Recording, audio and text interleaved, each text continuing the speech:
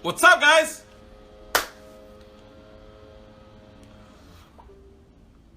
My name is Marco. I am a Trump supporter, loyal Trump supporter. You got it right. Loyal. Leal. And of course, loyalty is hard to find these days. And I'm going to... Hey, Joel. Dean, what's up? ¿Cómo estás? I've been really busy. I'm sorry I haven't been able to do a live on Red Alternativa.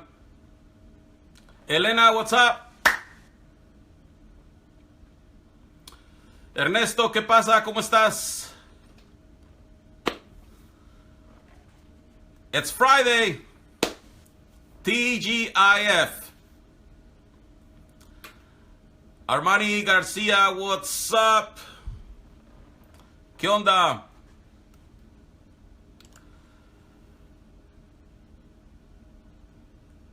Marisela.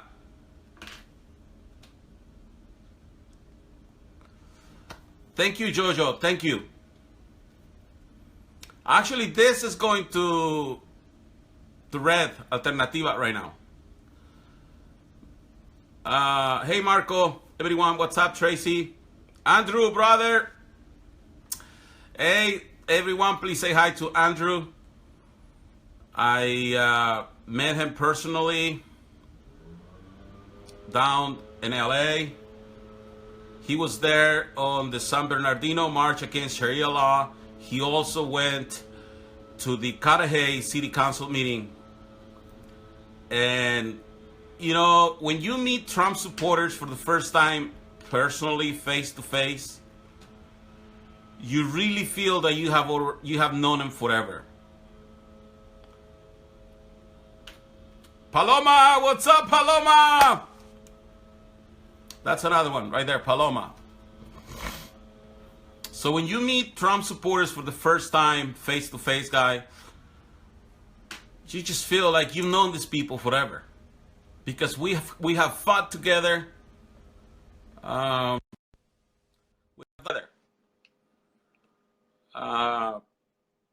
We helped elect Donald J. Trump, guys. Please. Hey, good afternoon, my friend. Hey, what's up, guys? Are you with see me okay? Because I have... Perfect. Are you with Jose? No, I'm not. We're actually on our way to... Well, I told you we have to go to a fundraiser of sorts later on for a friend of ours who's running for Senate, Lorenzo Palomares. He's on the way there, and I'm running late. You look like $1,000,000. Oh, thank you. Hey, I'm not gonna take a lot of your time. Just you as a Cuban descendant. Were you born in Cuba? I was born in Cuba. I'm an import. So tell us what happened today. Why is this so important, what Trump did today? Well, look, for me, this was very important. Honestly, it was a great speech. I felt that it was very emotionally connecting for me and for everybody in there. I mean, the audience was nonstop on their feet. As a matter of fact, I think we spent pretty much his entire speech on our feet. Okay, Marco Rubio came in and gave his speech, and it was very good and very powerful. Mike Pence came in and did a fantastic job. Mike Pence is a great, great speaker. But then, honestly, Trump stole the show. I mean, he came in there, man, and everybody was on their feet the entire time. And the significance of this for us is that he basically decided to roll back all of the almost all of the policies that Obama did in terms of opening relations with the Cuban government. And for those who may not be familiar, basically, I think almost everybody on the planet is familiar, but the Cuban government is a dictatorship. It's a communist regime. The people that are on the island of Cuba themselves really receive no benefit in terms of what Obama did of creating a relationship with that government. Because what happens is the people that invest there, whether it's an American business or foreign governments or whoever it is, when people invest there, they pay the Cuban government. The Cuban government then turns around and pays its people in Cuban currency, which is useless everywhere else on the planet, okay, except for the island itself. And they get paid a very small percentage. So let's say, for example, let's make a random number. If it was $50 an hour, the Cuban individual working for those $50 an hour would actually see maybe 50 cents of it. Okay? And the rest of it is actually going to support a communist dictatorship. Okay? And this is the same. He spoke in terms of Venezuela as well, in creating the same type of relationship with their government where basically there will be a deal that will benefit the United States people.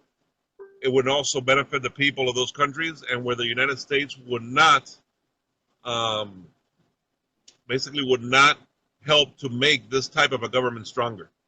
Okay, because ultimately, communism, whether it's in Cuba, whether it's in North Korea, China, wherever it is, earlier on in the Soviet Union, wherever communism has touched, all it brings is misery, destruction, and chaos. It brings the destruction of homes, the destruction of societies. And if you see that right now, you more than anybody can see that in your rallies up there when you deal with the Antifa folks, which are basically communists. You'll see that what they've done is to polarize the country. Okay, so that we have extreme left and extreme right. And it divides families, it divides friends, it divides marriages. I mean, I've seen people who can't agree with each other and they're married on political views. You know what you just described on what the government does, what they take your pay and they only give you 50%. Reminds me of an old ex-girlfriend that I had, that she wanted to keep all my check. Yeah, I'm actually having a hard time hearing you because there's so much rain. I sat in my car, and the moment I sat in here, it started raining. But I welcome the rain because it was so hot today. Waiting for Trump, and we had to wait about almost 2.5 hours, I'd say, out there in the sun No, but I before just said going in. that I had an old girlfriend that would keep my paycheck. I know, girlfriend. She would keep my paycheck, man, and that just give me like a few bucks. That's what the government in Cuba does. I don't like that. Okay, well that's pretty much it. Except the girlfriend, there might be some benefits to letting her keep that, but with the government there, you don't have any benefits. Oh So man. it's a total loss, man. It's a total loss. But I in my case, I came here at the Marco. I came here at the age of about 5 years. Okay. Okay, stop. I have very little recollection of things the way they were in Cuba, except for the memories that I guess are built into me by what my parents have taught me. And in the case of my dad was a political prisoner for over 12 years. My uncle was a political prisoner for over 20, and it was actually kind of funny because I'm sitting in the VIP section, which is pretty cool, right behind them, with the members of the 2506 Brigade, which are the folks that went back during Kennedy's time. They tried to go back and fight, and they weren't provided the air support. And I'm sitting next to the guy, and I'm talking to him, and it turns out he knows my dad, he knows my uncle, he knows my whole family, because they right after they were captured in their thing, for doing that particular invasion, they were in jail with my father. So these guys all kind of knew each other, and it was very cool. It was very emotionally connecting for me. It was just a very, very, very, very fantastic day. I can't describe it any other way, man. I felt that he really, truly did his absolute best right now to start keeping that promise that he made to the Cuban community here in South Florida. Awesome. And to hear that you the history behind your family, it's I mean, I'm getting emotional too here. It's so awesome. It's so awesome. You know, thank you for all. Thank you for to your father and to your uncle for their service. You know, because thanks to them you're here, and thanks to them you get to fight with us. Yeah, and you know, it's funny that you say that because I think that we all of us, um, you know, I was laughing with Jose earlier because he says, you know, his father was a member of that group also and all that, and we said, you know, we were laughing, we were saying these are the original problemáticos, you know, so they're the reason that we now are the way we are, and I like to think that we also now can turn around and do that with our kids. You know, we can teach them to be, if they want to call it problemático, problemático, but that we teach them, you know, values. We teach values of what freedom represents for, you know, humanity, not just the United States, what freedom represents for humanity, what U.S. values are. You know, he said during today's speech a very important story of a little boy who was 12 years old. Um, was he 12 years old? No, let me backtrack. He was something like 8 years old when the Castro government took over, right? And they went in, and his father was one of the first like 70 people that was shot, you know, con los paradones of a fusilación that they called them. So his Pardon. father was one of the first 70, yeah, paradón. And this was an interesting story because the child was a violin player. And when the child turned 12 years old, Fidel asked him to come to a very popular thing that he was doing there, like a presentation for the communist government, and play after obviously he had killed his father, you know. And the child said that he refused to participate. So, you know, age is not really a factor there. They came into his house, guns blazing, okay, and guns pointed at this little kid, and demanded that he right there pick up the violin and play. Okay, he had to play music right there. He was forced to play, and this is in Cuba back in the 60s. And the little child, who today is a master violinist around the world, the little child, 12 years old, picked up the violin and he started playing a tune on the violin, and everyone, every soldier in that room, everybody that came in there with guns, basically was forced to stop and listen because they knew the tune, and the tune was the American anthem. Okay, and this is in the middle of communist Cuba, so freedom is contagious, you know, and that's why we have to preserve this country. That's why we have to guard this country, because freedom is something that you once you taste it, once you have it, you want.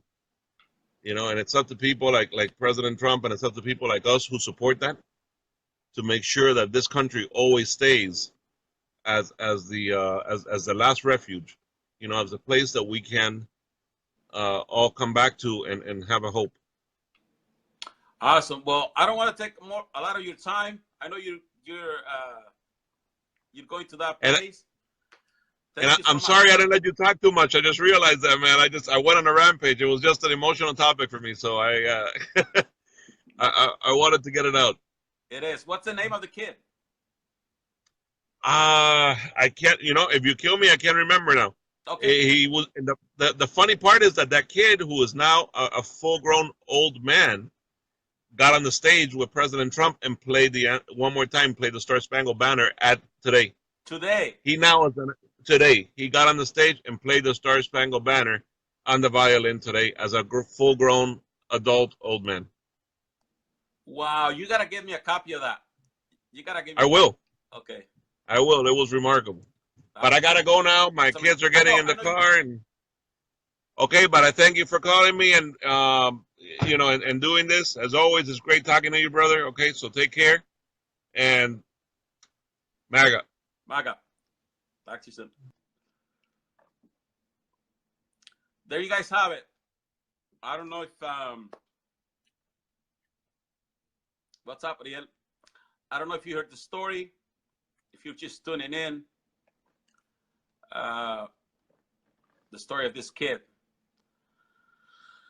Wow, gave me the goosebumps. So that's Ariel. He's from Cuba. He came when he was 5. And what I love when I talk to Cuban people is that they get it. There is really no in between with them. That's it, and they get it about freedom. And Bianca's here. Henry's here too. I don't know if you guys want to talk to me a little bit. We can talk. And so when they had just killed this kid's dad, then Castro wanted the kid to go play. He didn't want to, so they sent the soldiers to get him, and then he started playing the American national anthem. And the soldiers just had to stop to listen to him. And this kid was about 12 years old then.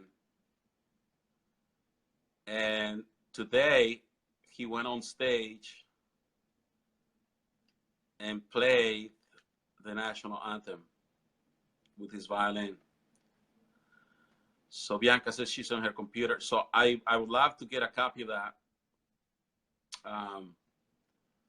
And I can see, you can see Ariel is full of this, you can see the feeling, and that's what keeps things going.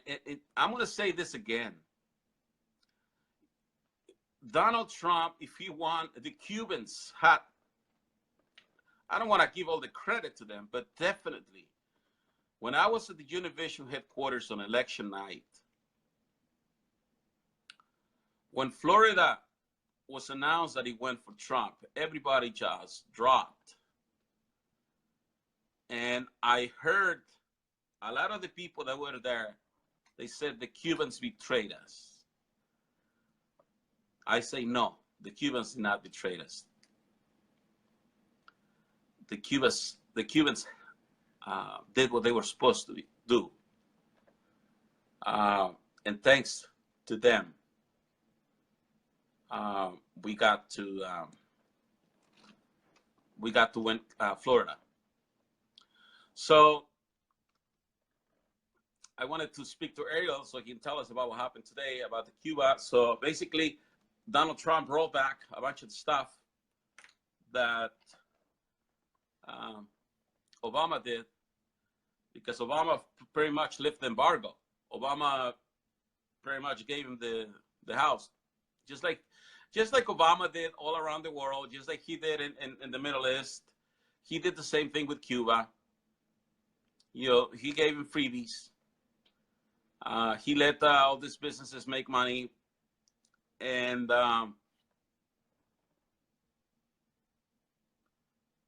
Nelly says she listened to the event on Fox Business. What's up, Stephanie?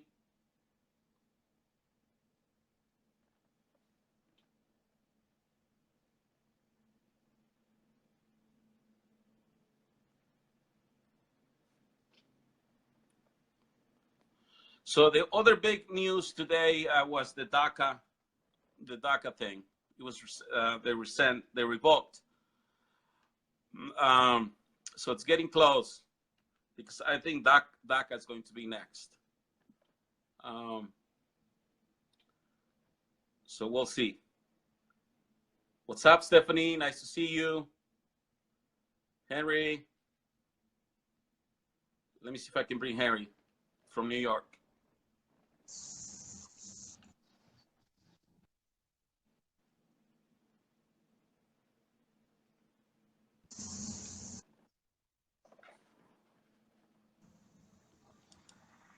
Hey, Henry, can you hear me?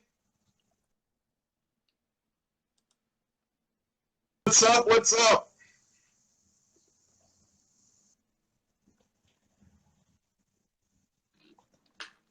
Awesome. You can hear me? I can hear you, Henry. Oh, what's up? How you doing, man? So what's your story? You're an Talk to immigrant me. also to the United States. Or were you born and raised where? Where you Um, immigrated from? I was born here, but my parents are from Dominican Republic, and my parents came here in the beginning. They were illegal. Their visa expired, and they had to go back to Dominican Republic legally to come back into the country. That's how my story is. So you were born here, Yes, but your parents had to go and then come back the right way. exactly. They had to come back into the country the right way. They had to apply. And back then, it was a law that if a U.S. citizen child was born, you were able to go back to your country, your home country, and apply through the legal immigration process, and then to come back in. Wow. So you're familiar with it going back and coming the right way. I mean, what's wrong with that? I mean, My story has been the legal way. My parents. Now you have a lot of Hispanics, Latinos like ourselves that fight it. Even till yesterday, I was fighting with some family, and they're so against me when I mention legal immigration. They have a big pet peeve with us when it becomes legal immigration. That's very sad. what I don't get it when they get angry, it's like they want to be illegal because I mean, what's wrong with being legal? I mean, they will get so much more, you know? Yeah, I respect you. I respect so many people that were born, let's say, in your home country, and you stand for the country and you say that you love America and you want it to be legal immigration. I admire you guys. I mean, a lot of people that are Latino descent, I mean, they want to fight us. They want to say that we are racist, that we are wrong for saying that we want legal immigration, that the word is sellout. We sell out to our own Latino community. That's what they say to us. So if I said, well, I'm for illegal immigration, then they would like me because even if I'm for illegal immigration, I'm not fixing anything. Exactly, but I'm going to tell you a quick one. My daughter, who is 20 years old, she gave me a question the other day, and I want you to think about it for yourself and your audience. My daughter asked me, Dad, what if you were illegal? How would you react about being deported, or how would you react in regards to legal immigration? Isn't that an interesting question from a 20-year-old who actually voted for Donald Trump and also is a Republican? You ever thought about that? I would probably still support legal immigration. I would too. It's like having thinking of as a driver's license. I mean, because I drove without a license for a while, and I felt so bad all the time. And I was able to get my license now, but I had to go and pay my ticket, which was a lot, and then do all the necessary steps.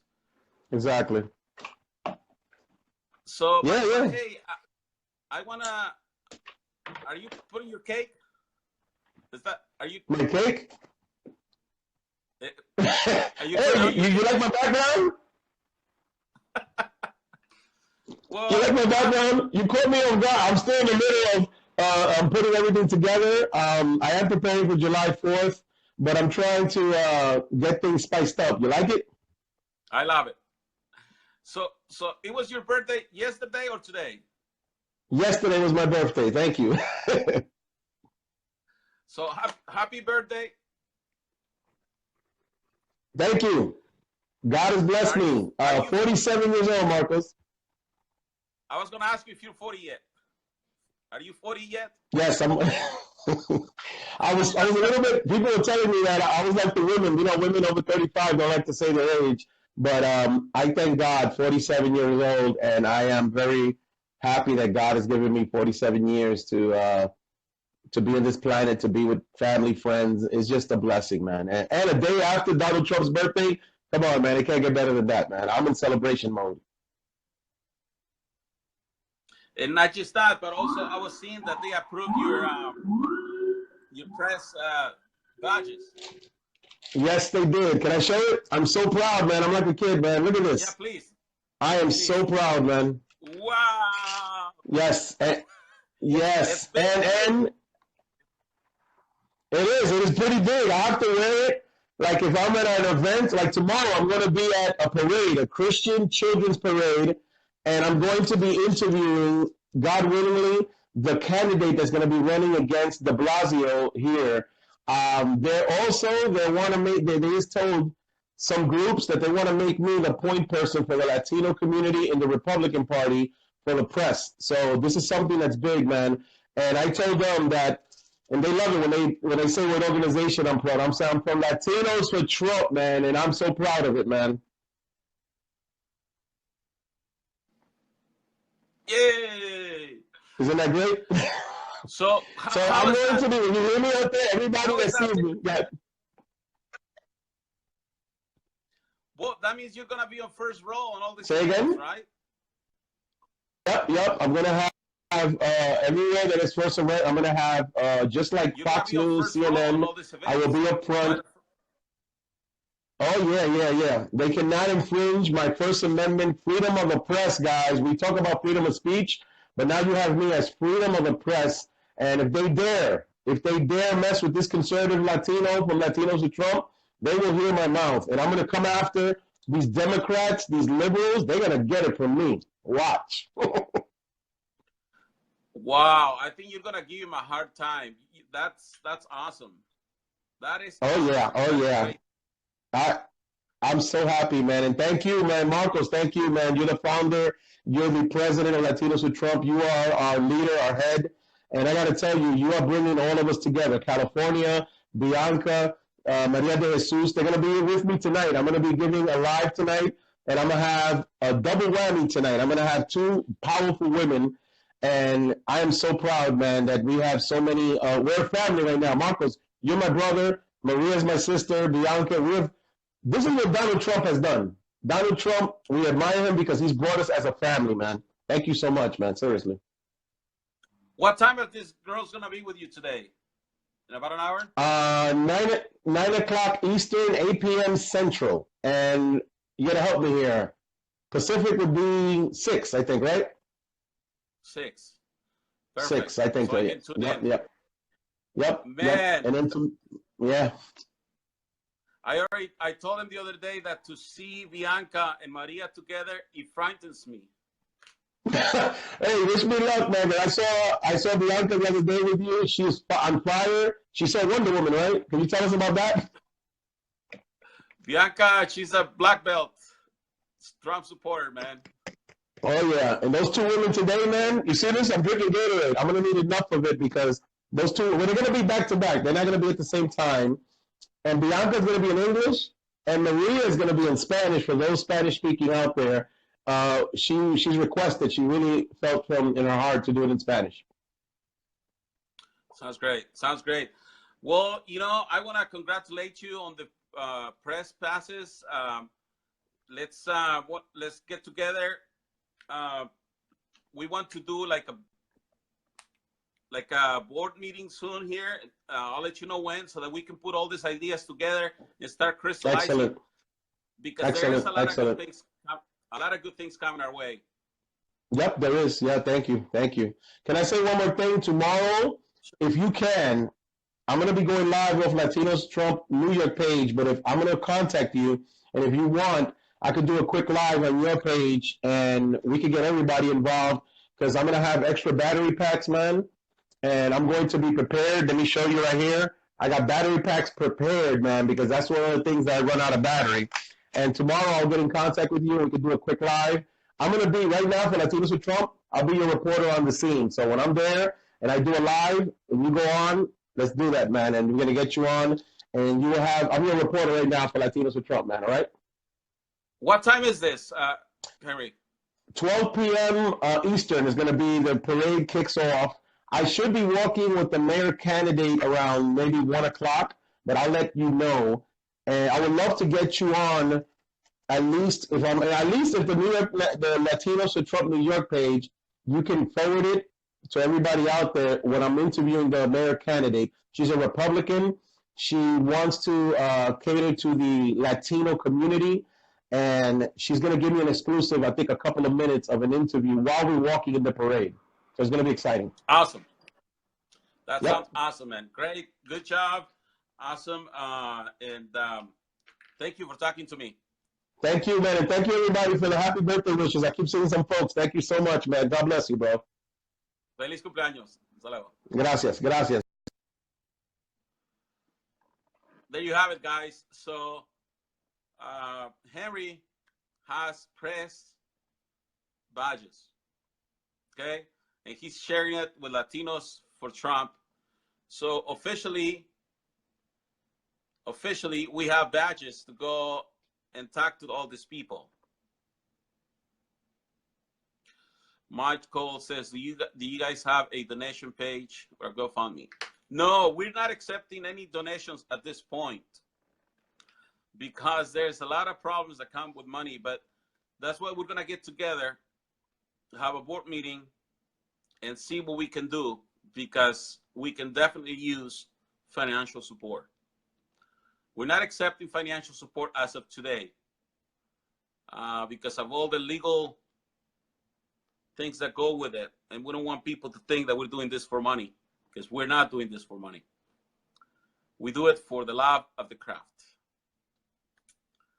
Okay, guys? But Michael, that's a great idea. Now that we're gonna have free press passes.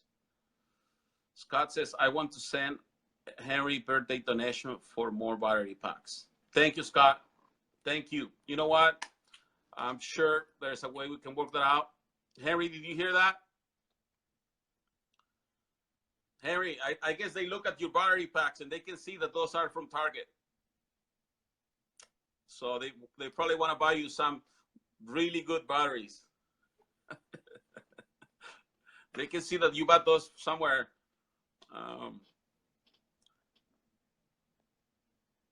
God bless.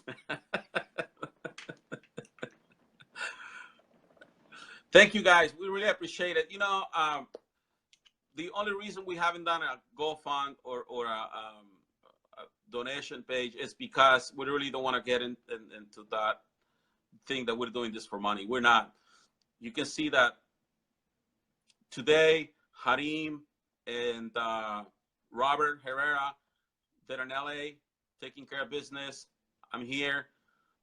Florida, you have Ariel taking care of business. Texas, you have Bianca, you have Maria, you have Henry in New York.